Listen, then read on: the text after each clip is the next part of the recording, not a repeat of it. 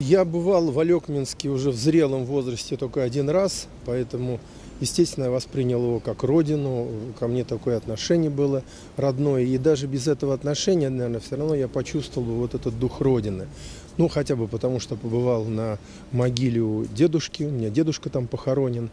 И почему у меня самые яркие воспоминания о Алекминске? Потому что Алекминск спас всю мою семью. В свое время, когда дедушку должны были раскулачить, жили они гораздо выше по реке, ему об этом ночью рассказали, он за 2 часа собрал семью, и они на лодке, бросив все, уехали вот в сторону Алекминска и растворились там вот от преследования. Те, кто остался, все погибли в лагерях.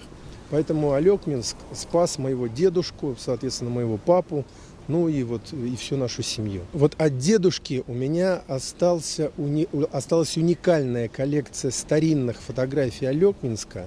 Он был фотографом, снимал стереофотографии. Я очень хочу городу подарить их.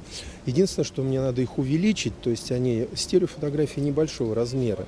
Для того, чтобы показывать где-то в музее их, в школе, на специальном принтере их нужно увеличить. Вот как только я это сделаю, я обязательно родному городу подарю. Я общаюсь же с людьми из Алекминска, не только с Алекминска, но и со всего района.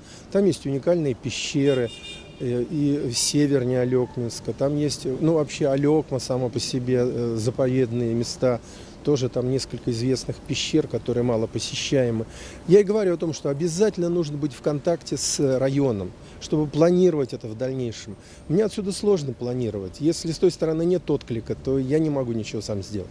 Как у члена общественной палаты, у меня огромное пожелание моим сородичам, чтобы они активнее работали в смысле развития имиджа.